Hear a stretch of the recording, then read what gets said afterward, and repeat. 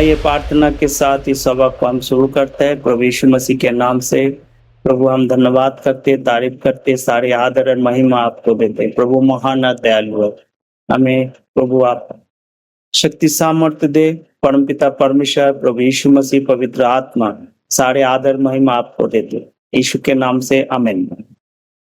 आइए हम इस वचन को हम शुरू करते हैं और आज का जो हमारा विषय है उसके बारे में हम देखेंगे और हम इसको समझने की कोशिश करेंगे। हम निकालेंगे पहला कुरिन्थियों की पुस्तक और उसकी 17 से लेके हम पढ़ेंगे और 17 से पहले सबसे पहले हम देखेंगे 23 अध्याय। आज का जो विषय है प्रभु भोज के बारे में है। प्रभु भोज क्या है और हमें क्यों लेना चाहिए, उसका क्या महत्वपूर्ण है, उसके बारे में अब विस्तार से हम बातचीत करेंगे।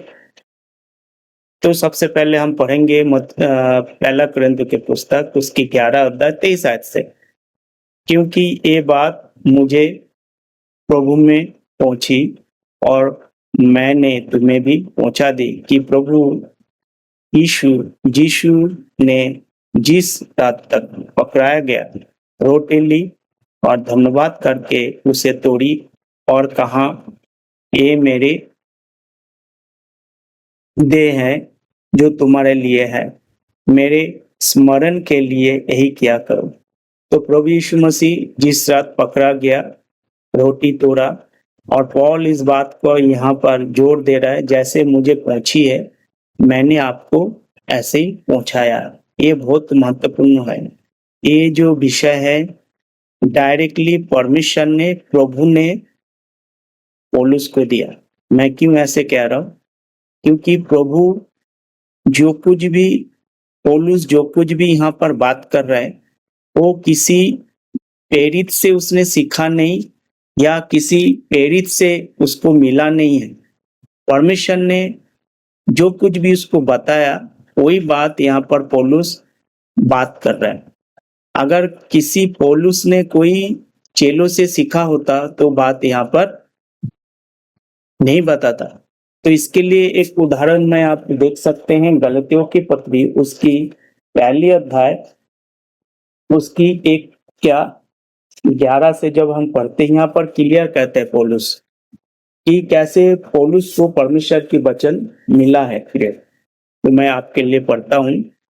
यहाँ पर पौलुस कहते हैं 11 से, पर ये बात प्रकट है कि गलतियां उसकी पहली अध्याय इसकी 11। ये भाइयों, मैं तुमसे बता देता हूं कि जो समाचार मैंने सुनाया है वो मनुष्यों का नहीं, क्योंकि वो मुझे मनुष्यों की ओर से नहीं पहुंची और ना मुझे सिखाया गया है, पर यीशु मसीह के प्रकाश से मिला। तो आपको समझ में आया यहाँ पर पौल क्या कह रहा है? पौल जो कुछ भी बात करते हैं वो कोई किसी ने उसको सिखाया नहीं। जो जिस दिन यीशु मसीह पकड़ा गया था वहां पर क्या क्या हुआ नहीं। प्रभु यीशु मसीह प्रकाश के जरिए जो 13 बुक पौलुस ने लिखा है, यहाँ पर पौलुस इस बात की प्रकट कर रहे। कोई कॉपी पेस्ट पौलुस यहाँ पर नहीं कह रहे, क्योंकि प्रभु यीशु मसीह ने डायरेक्ट पौलुस को ये प्रकाश दिया है बाय द रेवलेशन। जब हम इसको इंग्लिश में पढ़ेंगे वहां पर भी इस बात के बारे में क्लियर लिखा हुआ है कि by the revelation of Jesus Christ, Galatian chapter 1:11 and 12। But I certify you, brethren, that the gospel which was preached of me is not after man, ये मनुष्य का नहीं है। For I neither receive it of man, कोई मनुष्य से मुझे मिला नहीं है। Neither was taught it, ना तो मुझे किसी ने सिखाया। But by the revelation of Jesus Christ, प्रभु यीशु मसीह ने स्वयं उसको क्या किया है? एक प्रकाश दिया है। पौल जो कुछ भी बात करते हैं ये प्रभु ने उसको प्रकाश दिया है, किसी ने उसको नहीं सिखाया। कोई डुप्लीकेसी यहाँ पर नहीं हो रहा, क्लियर कट यहाँ पर बात कर रहे। जब हम वचन को पढ़ते हैं सीखते हैं तभी हमको पता चलता है। जब तक हम पढ़ेंगे नहीं, सीखेंगे नहीं, हमें पता नहीं चलेगा। By the revelation of Jesus Christ, प्रभु यीशु मसीह के सुसमाचार या प्रभु यीशु मसीह के प्रकाश के जरिए यहाँ पर जो है क्या किया है, वो मिला है। तो इस बात को यहाँ पर पौलुस बता रहे हैं।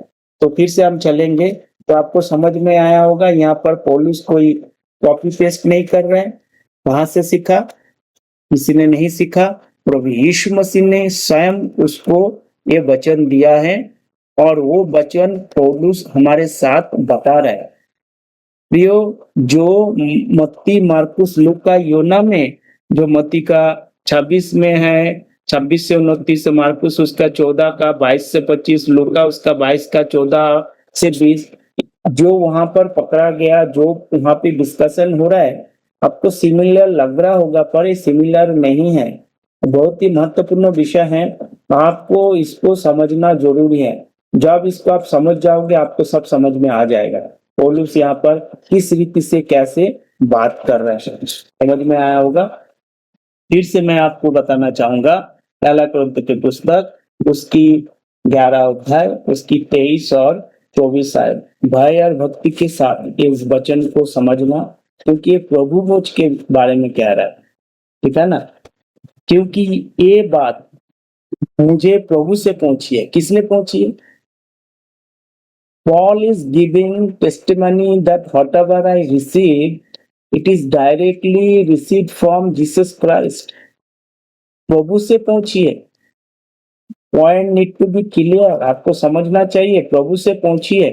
यहाँ पर इस बात को कह रहा है, और मैंने तुम्हें भी पहुंचा दी कि प्रभु यीशु ने जिस रात ये पकड़ा गया, जैसे मुझे पहुंचाया, पौलुस कहता है मैं तुम्हें पहुंचा रहा हूं। जिस दिन प्रभु यीशु मसीह जिस रात पकड़ा गया, रोटी ली और धन्यवाद करके उसे तोड़ी और कहा, ये मेरी देह है, तुम्हारे लिए, मेरे शरण के लिए ही किया करो। ये क्लियर कट परमेश्वर की ओर से कह रहा है, ये मेरी देह है, तुम्हारे लिए तोड़ी गई है, मेरे शरण के लिए याद करो। It is remembrance of Lord Jesus Christ. उसके याद के लिए हमें करना है। उस दिन क्या हुआ था, शरण के लिए क्या करो। उसी रीति से उसने ब्यारी के पीछे कटोरा भी लिया और कहा, एक कटोरा मेरे लहू में नया वाचा है, ठीक है ना। जब कभी पियो और मेरे शरण के लिए यही किया करो। जब कभी पियो, there is a no compulsory कि आपको हर हफ्ते लेना है। कह रहा जब कभी लियो, कोई बाउंडेशन नहीं है कि हर हफ्ता लेना है, हर दिन लेना है। कई लोग अपना ट्रेडिशन वे करते हैं, कोई बात नहीं, उनका मर्जी है, पर परंपरागत लोग करते हैं, हर हफ्ते में करते जब कभी क्यों, जब कभी आप उसको लेते हैं तो उसको याद के लिए, क्या याद करना, प्रभु यीशु मसीह जो हमारे पापों के लिए मारा गया, लहू बहाया, गाड़ा गया और तीसरे दिन वो जो जी उठा, उसको याद करने के लिए बोला कि वो हमारे पापों के लिए प्रभु यीशु मसीह अपने जीवन को क्रूस पे दिया। वो क्रूस की कथा बता रहा है, उसको याद करना, उसको याद करके ये तमाम जो है धार्मिकता को पूरा करना। आज के दिन में एक ही यहाँ पर चीज लागू होता है, प्रभु भोज, जिसको हम बड़े आदर और भक्ति के साथ, भय के साथ लेना है, क्योंकि प्रभु यीशु मसीह ने लहू बहाया और लहू बहा के हम सबको बचा लिया। पहला एफिसियों की पत्री उसकी जब हम 1 का 30 आयत को जब हम पढ़ते हैं, यहाँ पर भी इस रीति से पौलुस कहते हैं। एफिसियों की पत्री 1 का 6 हम पढ़ेंगे आपके लिए, कि उसके उस अनुग्रह के महिमा की स्तुति हो जिसने उसने हमें उस प्रियो में सेत में दिया और हम के उसके लहू के द्वारा छुटकारा। कैसे छुटकारा मिला? लहू के द्वारा, अर्थात अपराध की क्षमा उसके उस अनुग्रह के धन के अनुसार मिला है। तो मतलब यहाँ पर पौलुस क्या कह रहा है? पौलुस क्लियर कट बता रहा है कि कि उसके लोहू के द्वारा छुटकारा। किसके द्वारा छुटकारा? लोहू के द्वारा छुटकारा हुआ है। यीशु मसीह लोहू बहाया और यीशु मसीह जो बलिदान दिया है, यीशु मसीह का जो सैक्रिफाइस है, उसके द्वारा छुटकारा वो कैसे प्राप्त होता है? अनुग्रह से प्राप्त होता है। यीशु मसीह लोहू बहाकर हमें अनुग्रह दिया, उसको याद करने के लिए कह रहा है कि उसको याद के लिए तुम यही किया करो, क्योंकि 26 आयत यहाँ लिखा है, क्योंकि जब कभी तुम ये रोटी खाते और इस कटोरा में से पीते हो तो प्रभु की मृत्यु को जब तक वो ना आए प्रचार करते करें। किसकी मृत्यु? जो प्रभु यीशु मसीह की क्रूसिफिक्शन, जो प्रभु यीशु मसीह हमारे पापों के लिए मारा गया, गाड़ा गया, तीसरे दिन जी उठा, उसके बारे में प्रचार करने के लिए कह रहे हैं। वो ज्यादा से ज्यादा प्रचार करने के लिए कह रहा है। क्यों कह रहा है? क्योंकि पहली अध्याय में यहाँ पौलुस ने बता चुका कि एक पहला फिलिप्पी की पुस्तक उसकी पहली अध्याय उसकी 22 और 23 में यहाँ पर क्लियर किया हुआ है, यहूदियों तो चिन्ह चाहते हैं और यूनानी ज्ञान के खोज में, परंतु हम तो क्रूस पर चढ़ाए हुए मसीह का प्रचार करते हैं, जो यहूदियों के लिए ठोकर का कारण है, अन्य जातियों के लिए तो मुक्त है। वो क्रूस की कथा बता रहे, उसके बारे में बता रहे, उसकी प्रचार के लिए कह रहा है, उसकी प्रचार करने के लिए कह रहा है। हम किसकी प्रचार करते हैं? हम अपना डेवलपमेंट के लिए प्रचार करते हैं या हमारा परफॉर्मेंस की प्रचार करते हैं? नहीं, हमें क्रूस की कथा प्रचार करने के लिए बोल रहे, बार बार 50 बार, जब तक बार बार वही एक ही चीज बार बार रिपीट करना है। क्रूस की कथा, जो प्रभु यीशु मसीह ने जो क्रूस पे बलिदान हुआ है उसके बारे में बता रहे हैं। अगर प्रभु हमारा प्रचार में क्रूस की कथा नहीं हो, प्रचार नहीं होता है, क्योंकि बहुत महत्वपूर्ण है। प्रभु यीशु मसीह हमारे पापों के लिए मारा गया, गाड़ा गया, कब्र प्राप्त हुआ है, तीसरे दिन जी उठा है, जीवित परमेश्वर। 24 आयत में इस प्रकार लिखा है, परंतु जो बुलाए हुए और क्या यहूदी क्या यूनानी, उसके निकट मसीह परमेश्वर का सामर्थ्य, परमेश्वर का ज्ञान है, क्योंकि परमेश्वर का मुक्त मनुष्य के ज्ञान से ज्ञानवान है और परमेश्वर की निर्बलता मनुष्य के बल से बहुत बलवान है। तो प्रियो, हम किसकी प्रचार करते? प्रभु यीशु मसीह की याद करने के लिए ये हमें प्रचार करना चाहिए। इसीलिए जो कोई अनुचित रीति से प्रभु की रोटी खाए और उसके कटोरा में से पिए, वो प्रभु के देह और लहू के अपराधी ठहरेगा। अनुचित रीति से खाए वो अपराधी ठहरेगा। इसलिए मनुष्य अपने आप को जांच ले और इस रीति से इस रोटी में से खाए और उस कटोरा में से पिए, क्योंकि जो खाते पीते समय प्रभु की देह को ना पहचाने, वो उस खाने और पीने से अपने ऊपर दंड लाता है।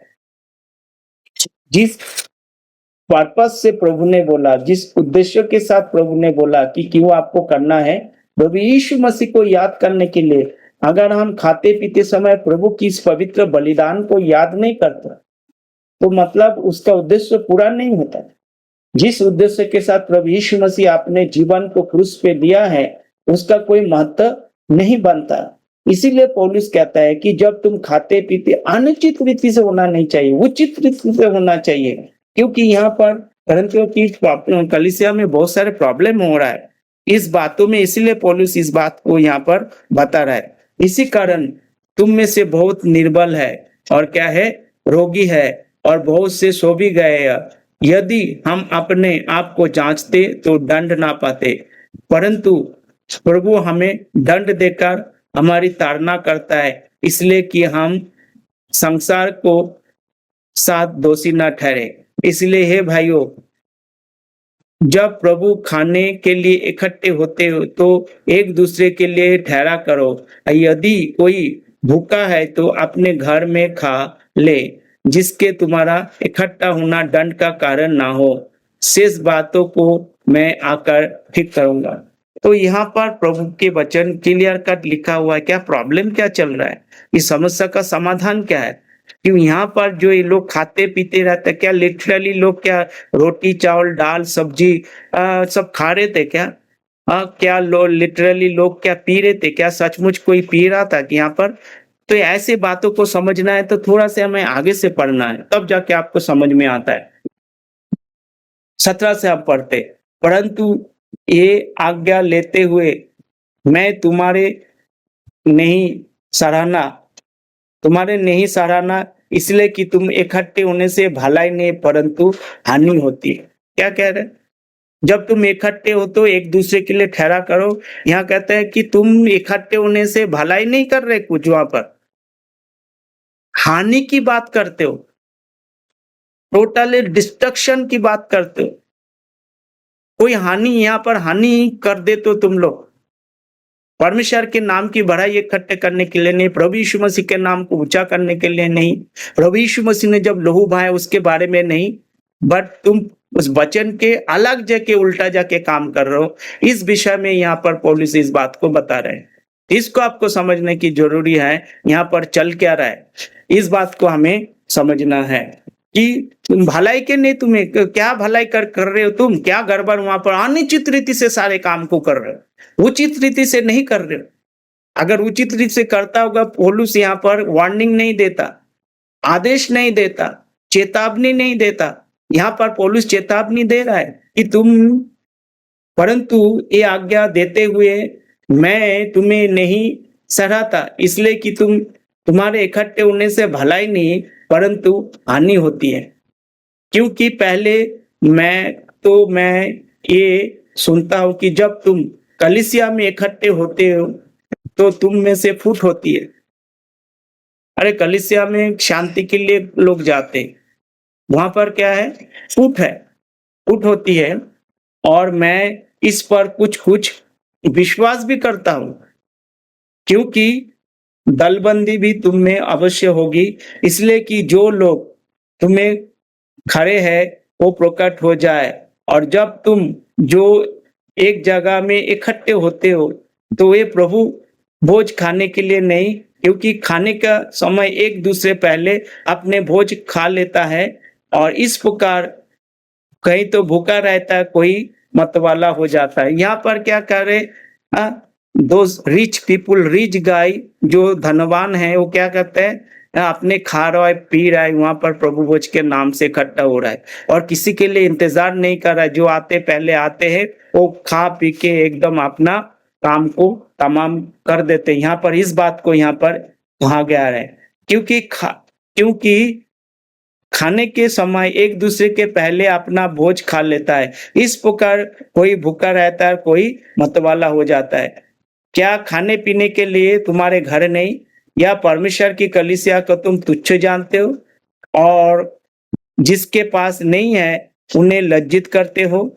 मैं तुमसे क्या कहूं, क्या तुम इस बातों में तुम्हारी प्रशंसा करूं? नहीं, मैं प्रशंसा नहीं करते। तो आपको समझ में आया क्यों पौलुस कहते हैं कि खाने पीने से तुम मर भी सकते हैं, बीमार भी हो सकता है, दुर्बल भी हो सकते हैं। क्योंकि आप ज्यादा मदिरा पियोगे तो क्या होगा, शरीर को नुकसान पहुंचाते हैं। इसके बारे में वो कह रहा है कि इसके वजह से तुम क्या कह रहे हो, तुम खा पी के एकदम मस्त पड़े हो, इस विषय के लिए तुम दुर्बल हो सकते हो, मर सकते हो, दंड भी आ सकते हैं। उसका मतलब तुम्हारा अंदर जो प्रभु का जो भक्ति और भय वो नहीं है, इसके वजह से तुम ये सारी चीजें कर रहे हो।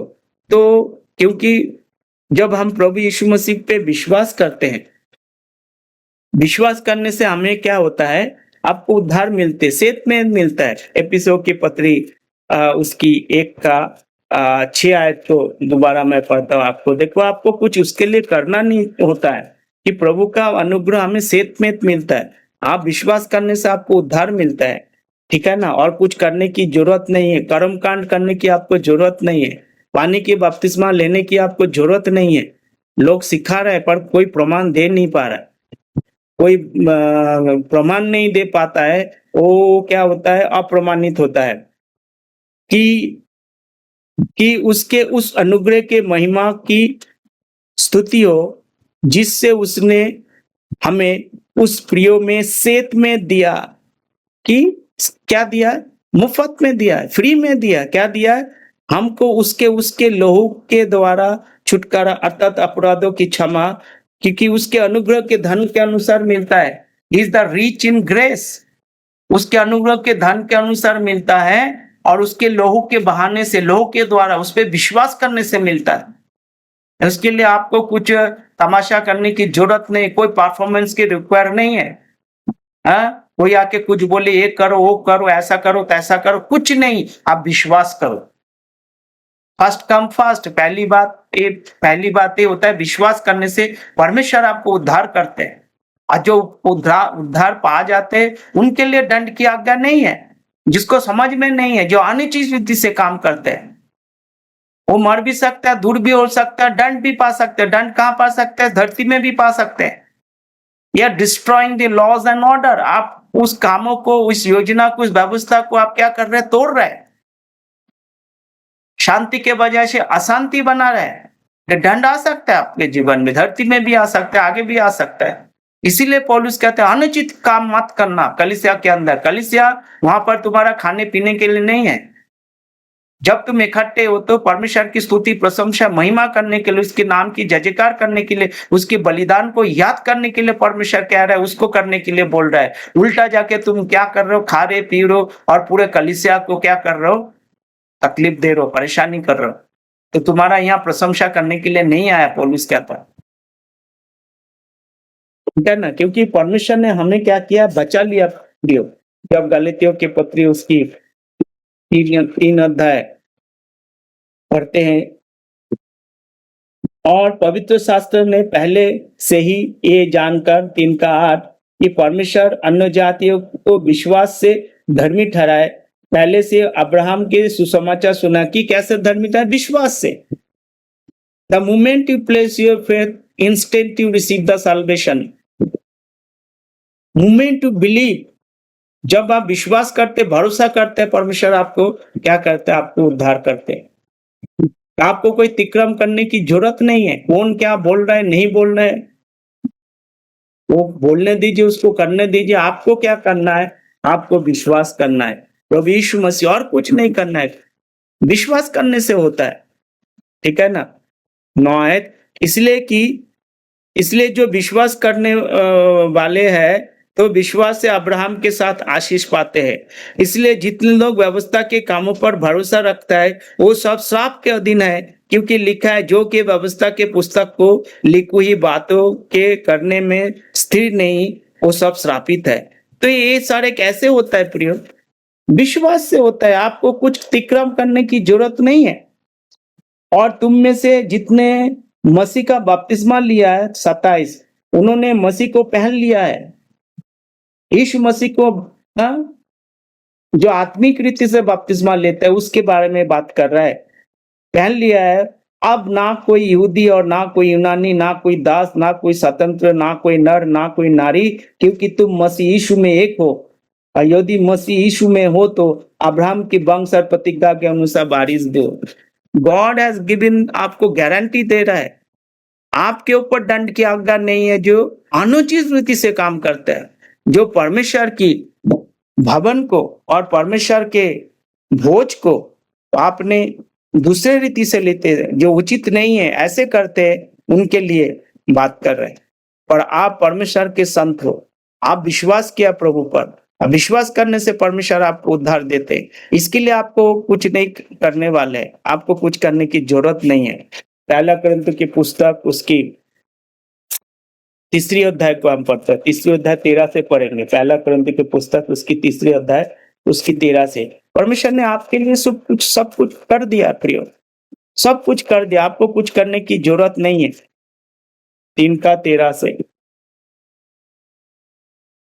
और हर एक का काम प्रकट हो जाएगा, क्योंकि हर दिन उसे बताएगा, इसलिए कि आग के साथ प्रकट होगा, और ये आग हर एक का काम को प्रकट परखेगी कि वो कैसा है।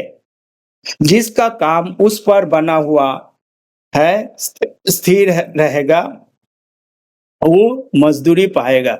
यदि किसी का काम जल जाएगा तो हानि ठहराएगा, पर वो आप बच जाएंगे जलते जलते।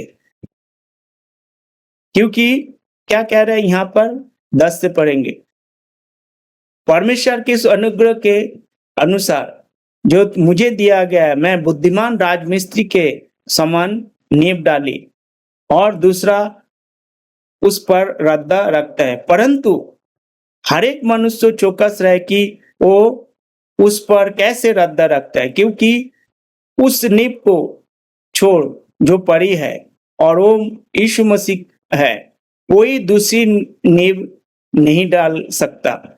यदि कोई उस नींव पर सोना या चांदी या बहुमूल्य पत्थर या काठ या घास या फूस या रद्दा रखते हो, तो क्या कह रहा है पौलुस जो बात कर रहा है, जो फाउंडेशन पौलुस ने डाला उसके बारे में बात कर रहा है, उसके ऊपर कैसे रखा जाता है।